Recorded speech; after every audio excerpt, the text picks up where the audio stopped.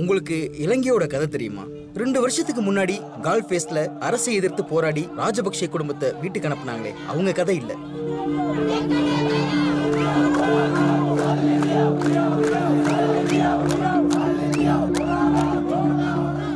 மூணு தசாப்தமா இலங்கை பேரினவாதத்தை எதிர்த்து போராடினாங்களே ஈழ தமிழர்கள், அவங்க கதையும் இல்ல.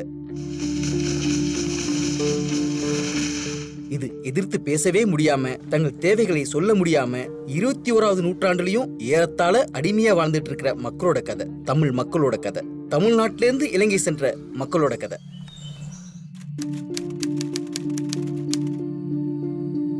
மாட்ட போல நினைச்சுக்கிட்டார் மனிதரை எல்லாம் கவுனத்துடன் புசனத்தை வாரி வீசுறார். ஓட்டம் ஓடி வேலை செய்தும் கூலி இல்லையா, அவர் உத்தரவை மீறிவிட்டால் தோட்டத்தில் வேலை இல்லையா. பட்டணத்து சீமான் போல் படுத்துறங்குறார், அவர் படவேறி குடிச்சு போய் ஆட்டமாடுறார்.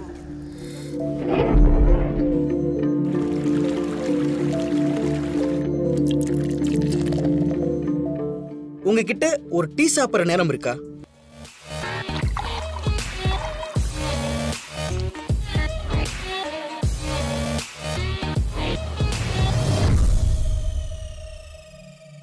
உங்களுக்கு ஒரு கதை சொல்லணும். நாம் சாப்பிடுற டீக்கு பின்னாடி உள்ள கதை. உங்கள பல பேருக்கு அந்த துயர் மிகுந்த கதை நிச்சயம் தெரிஞ்சிருக்கும். ஒருவேளை டேனியல் எழுதின எரியும் பனிக்காடு மூலமாவோ, இல்ல அதை தழுவி எடுத்ததா சொல்லப்படுற பரதேசி படம் மூலமாகவோ. சரி, டீ எஸ்டேட்ல வேலை செய்யற மலையக தமிழ் மக்கள் இப்ப எப்படி இருக்காங்க? இப்ப அந்த மக்களோட வாழ்க்கை தரம் எப்படி இருக்குன்னு தெரிஞ்சுக்கிற ஆர்வத்துல கண்டியில சில பகுதிகளுக்கு பயணம் செஞ்சோம்.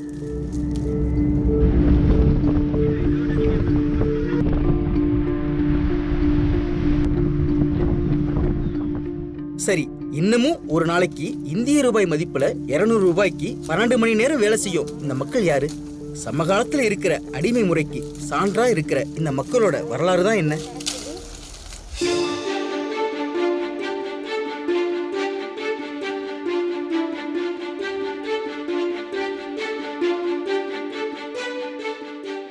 இலங்கையின் முதலாவது ஆளுநர் பிரெடரிக் நோர்த் 1815 1817 காலப்பகுதியில் இலங்கையில் சாலைகள் அமைக்க பஞ்சத்தாலும் பசிப்பட்டினியாலும் பாதிக்கப்பட்டிருந்த தமிழகத்திலிருந்து, குறிப்பாக திருச்சி, மதுரை, திருநெல்வேலி உட்பட தென் தமிழகத்திலிருந்து அழைத்து வரப்பட்டவர்களே இன்றைய இலங்கை வாழ் இந்திய வம்சாவளிகள் என அடையாளப்படுத்தப்பட்டுள்ள மலையக மக்கள். மனிதர்கள் வாழாத மத்திய மலை காடுகளை தம் குருதியாலும் வியர்வையாலும் கடின உழைப்பாலும் இலங்கையின் உலகத்தரம் வாய்ந்த தேயிலை தோட்டங்களாக உருவாக்கியவர்கள் இவர்கள்தான்.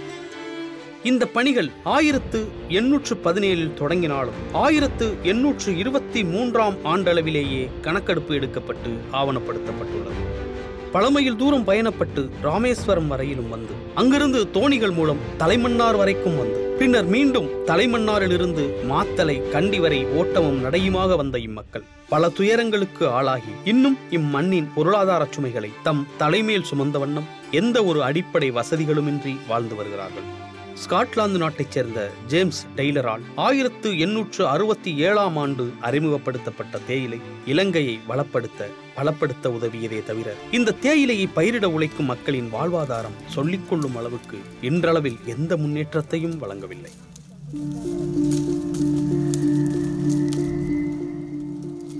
நாங்க அவ்வளவு கஷ்டமான நிலையில ஒழுங்கா டொய்லெட் இல்ல ஜனங்களுக்கு. இந்த வீடு உடஞ்சி விழுந்துச்சு. நாக்கு நகையெல்லாம் வச்சு எனக்கு சல்லி ஒன்றும் கொடுக்கல அரசாங்கத்தில். அதுக்கு ஒப்பும் இல்லை. வீடு உடஞ்சி வீடை கட்டிக்கிட்டு போப்பாங்கிறாங்க. நான் இருக்கிறது என் தங்கச்சி வீட்டு வீட்டில். இப்போ தான் அங்கே எங்கள் சொந்தக்கார வீட்டில் அந்த கோயிலுக்கு இருந்தங்கிற ஒரு வீடு ஒன்று இருக்கு. அந்த வீட்டை நான் இப்போ சல்லி கொடுத்து நான் தாரேன்னு வாங்கியிருக்கேன். நானும் நோயாளி ஆளு. எங்களுக்கு என்ன சலுகை செய்கிறாங்க சார்? வர்ற நேரம் சொல்கிறாங்க, இதுக்கே போடுங்க, இந்த இது கட்டிக்கு போடுங்க, கணக்கா போனுக்கு முன்னுக்கு போடுங்கிறாங்க, டெலிஃபோனுக்கு முன்னுக்கு போடுங்கிறாங்க, என்ன கேஸ்க்கு முன்னுக்கு போடுங்கிறாங்க. ஒன்றுக்கு நாங்கள் போட்டு இந்த எனக்கு 61 வயசு, எங்களுக்கு எந்த சலுகை இங்கே நடக்கலைங்க சார்.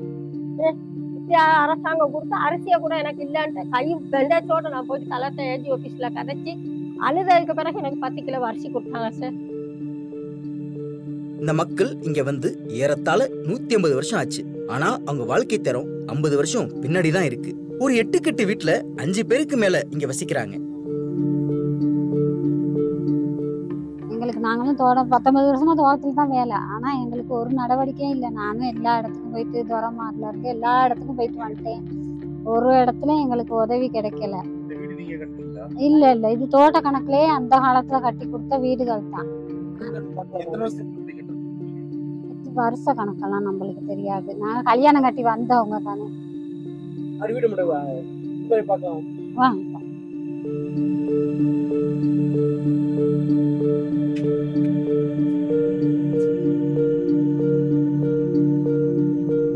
இதுல தான் 5 பிள்ளைகளும் நாங்களும் இருக்கிறோம். மகமாறு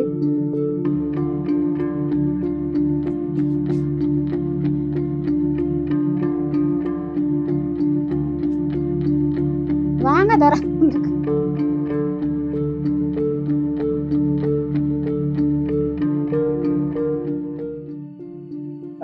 தோட்ட தொழிலாளி வந்து 200 வருஷம் இந்த தோட்ட தொழிலாளி வாழ்றாங்க இந்த லைத்துல தான். அதை பத்தி யாரும் எந்த இதுவும் பாக்குறது இல்லைங்க. வந்து அவங்க ரொம்பவே ஒரு வீட்டுல 3 குடும்பம் இருக்கு.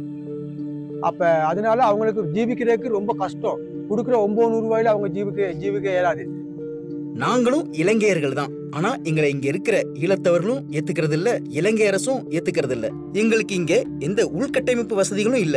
எங்களோட பிரதிநிதிகள் அப்படின்னு சொல்லிக்கிறவங்க கூட ஏதும் செய்யறது இல்ல அப்படிங்கிறாரு பெரியவரான தியாகராஜா. நான் பிறந்து வளர்ந்த இதே உடுவில் ஊராக அடிக்கிறதில்ல.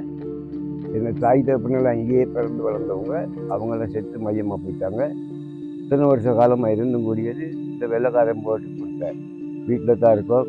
தகரம் விட்டு போயிட்டு பல முறையாக தொடமாட்ட சொல்லியும் எந்த ஒரு விஷயம் வந்து பார்க்குறாங்களே செய்கிறாங்க.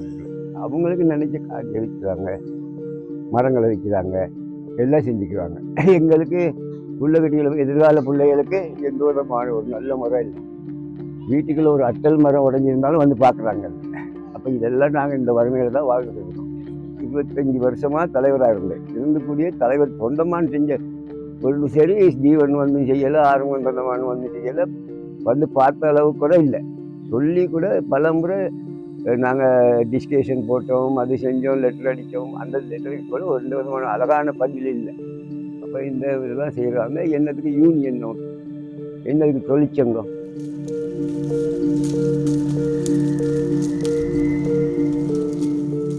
சமீபத்துல இந்திய அரசு மலையக தமிழர்களுக்குன்னு வீடு கட்டி கொடுத்திருக்காங்க. ஆனா அதுலயும் இங்க இருக்கிற அரசியல்வாதிகள் ஊழல் செஞ்சுட்டதா குற்றம் சாட்டுறாங்க இந்த மக்கள்.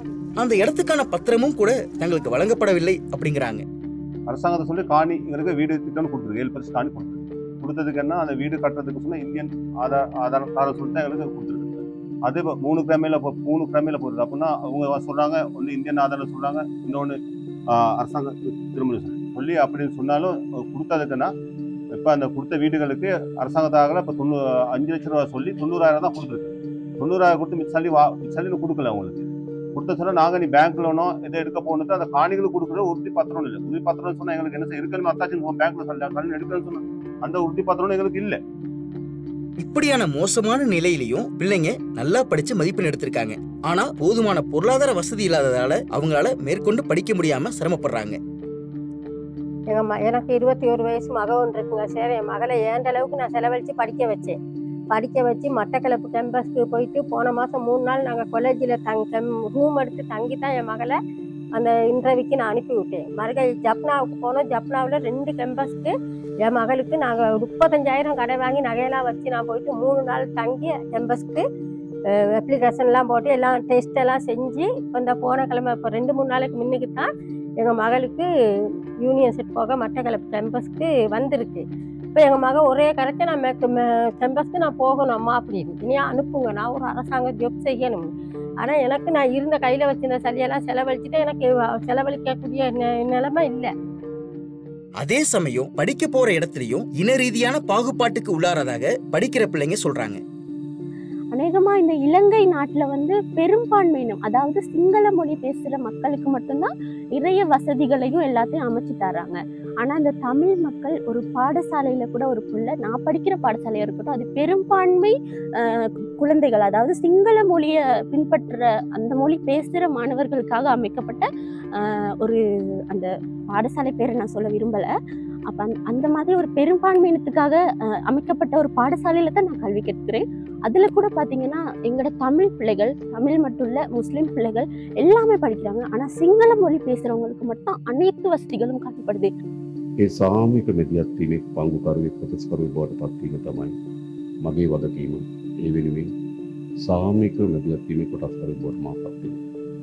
சரி, இதுக்கு என்னதான் தீர்வுன்னு கேட்டப்ப புதுசா பதவியேற்று இருக்கிற அனுரகுமார திசைநாயகா மேல நம்பிக்கை இருக்கிறதா சொல்றாங்க. அதே சமயம் பலர் இந்தியா எங்களுக்கு உதவணும்னு சொல்றாங்க. காலையில சொன்னேன் இந்திய அரசாங்கம் நம்மளை கைவிடாது அப்படின்னு சொன்னேன். இன்னைக்கு காலையில இந்த ஆளுகர் சொன்னேன், என்ன ஆகுமோ ஏதாகுமோ, இந்திய அரசாங்கம் நம்மளை ஒரு நாளும் கைவிடாது, நமக்காக இந்திய அரசாங்கம் போராடும் அப்படிங்கிற ஒரு இதுல சொன்னேன். யாரும் பயப்படாங்க பிள்ளைகளா. ஒரு இலங்கை பிரஜைக்கு இந்தியா எப்படி உதவ முடியும்? தொப்புள் குடி உறவா இருக்கலாம், இங்கே இருந்து புலம்பெயர்ந்து வந்தவங்களாவும் இருக்கலாம். ஆனா அவங்க இப்போது இலங்கை தமிழர்கள், இலங்கையர்கள். இதையெல்லாம் மீறி இந்திய தேசிய குடிமக்கள் பதிவேடுல இருந்தும் இந்தியா அவங்கள தள்ளி வச்சிருக்கு. ஏன் இன்னும் அவங்க இந்தியாவை நம்புறாங்க? இலங்கை ஜனாதிபதி தேர்தலில் போட்டியிட்ட மலையக தமிழரான மயில்வாகனம் திலகராஜா கிட்ட பேசினோம். இந்தியா பண்ணணும்னு இலங்கையில வாழ்ற மலையக இந்திய வம்சாவளி மக்கள் சொல்றாங்கிறது ஒரு கேள்வியா இருந்தா அந்த மக்களின் எதிர்பார்ப்பு 100க்கு 1000% சரி என அந்த மக்கள் சார்பில் இந்த தேர்தலில் போட்டி போட்ட ஒரு வேட்பாளர் சொல்றாங்க.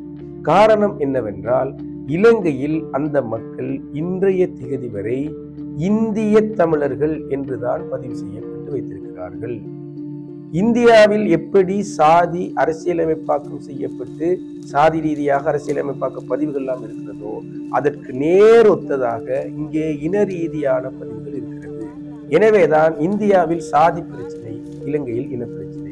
எனவே இங்கே இலங்கையில் இருக்கக்கூடிய இனப்பிரச்சனை என்பது தமிழர்களுக்கும் சிங்களவர்களுக்குமானதாக காட்டப்படுகிறது. அது இலங்கை தமிழர்களுக்கும் சிங்கள தேசத்துக்குமானதாக காட்டப்படுகிறது. இன்னொரு பக்கத்தில் இந்திய தமிழர்களுக்கும் இந்த தேசத்திற்கும் ஒரு பிரச்சினை தொடர்ச்சியாக இடம்பெற்றுக் கொண்டிருக்கிறது. இதன் பிரதிபலிப்பு தான் இந்தியாவை இன்னமும் நம்புகிறார்கள். இந்தியாவுக்கு வந்து எங்களை செய்ய வேண்டும் என்று சொல்கிறார்கள். இலங்கை அவர்களை இந்தியர்களாக பார்க்கிறது, இந்தியா அவர்களை இலங்கையர்களாக பார்க்கிறது. இதுதான் இதில் உள்ள சிக்கல். எங்களுக்கு திரும்ப கொடுக்கிறோம் என்கிற பெயரில், குடியுரிமை என்கிற பெயரில் வாக்குரிமை கொடுத்திருக்கிறார்கள் தவிர இன்னும் நாங்கள் குடியுரிமையாளராக ஏற்றுக்கொள்ளப்படவில்லை. அதாவது நாங்கள் இலங்கை குடிகளாக இன்னும் ஏற்றுக்கொள்ளப்படவில்லை அப்படின்னா சொல்லுவாங்க, இலங்கை குடிகள் தானே உங்களுக்கு சிட்டிசன் இருக்குது. அர்த்தமுள்ள குடிகளாக நாங்கள் இல்லை. We are not meaningful citizen in this country. வாக்காளராக நாங்கள் வாக்குப்பதிவு செய்கிறோம், ஆனால் குடிமக்களாக இலங்கையிலிருந்து எங்களுக்கு உரிமைகளை பெற்றுக் கொடுக்காது அரசு இருக்கிறது. ஒரு வேண்டுகோள், எங்கள் மக்கள் இந்தியாவை நம்பிக்கொண்டிருக்கிறார்கள் என்றால் அதற்கு காரணம் நாங்கள் இன்னும் இந்தியர்களாக வைக்கப்பட்டிருக்கிறோம், இந்திய தமிழர்களாக வைக்கப்பட்டிருக்கிறோம். எனவே எனது வேண்டுகோள் எல்லாம் முதலாவது கவனம் எங்கள் மீதும், நான் கவனமா சொல்றேன், எங்கள் மீது என்று சொல்லுங்க.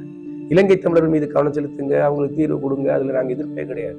ஆனால் இந்திய தமிழ் அடையாளத்தை சுமந்து கொண்டிருக்கிற இந்த மக்கள் மீதும் இந்தியா கவனம் கொள்ளுங்கள். வருஷத்துக்கு $100 மில்லியன் மதிப்புக்கு இலங்கையிலிருந்து தேயிலை ஏற்றுமதி ஆகுது. இந்த மக்களோட உழைப்பு தான் இதுக்கு காரணம். ஆனா இங்க இவங்களுக்கு கிடைச்சிருக்கிற பேரு கள்ளத்தோணியா, தோட்டக்காட்டான் அப்படிங்கிறது தான்.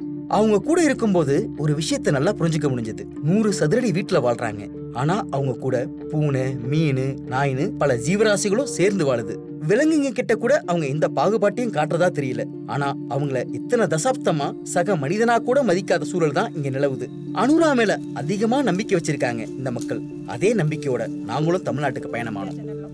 தோட்டத்திலே நல்ல காலம் கெட்டு போச்சுங்க, இந்த தோட்டத்தூர வச்சது தான் சட்டமாச்சுங்க. மாட்டை போல நினைத்துக்கிட்டார் மனிதரை எல்லாம், அவர் கவுனத்துடன் சேனத்தை வாரி வீசுறார். ஓட்ட ஓடி வேலை செய்தும் கூலி இல்லையா, அவர் உத்தரவ மீறிவிட்டால் தோட்டத்தில் வேலை இல்லையா. பட்டணத்து சீமான் போல் படுத்துறங்குறார், அவர் படவேறி குடிச்சு போய் ஆட்டமாடுறார். காரில் ஏறி பவனி வந்து கணக்கு கேட்கிறார், காரில் உள்ளோரையும் எட்டவரும் வேலை செய்ய சொல்கிறார்.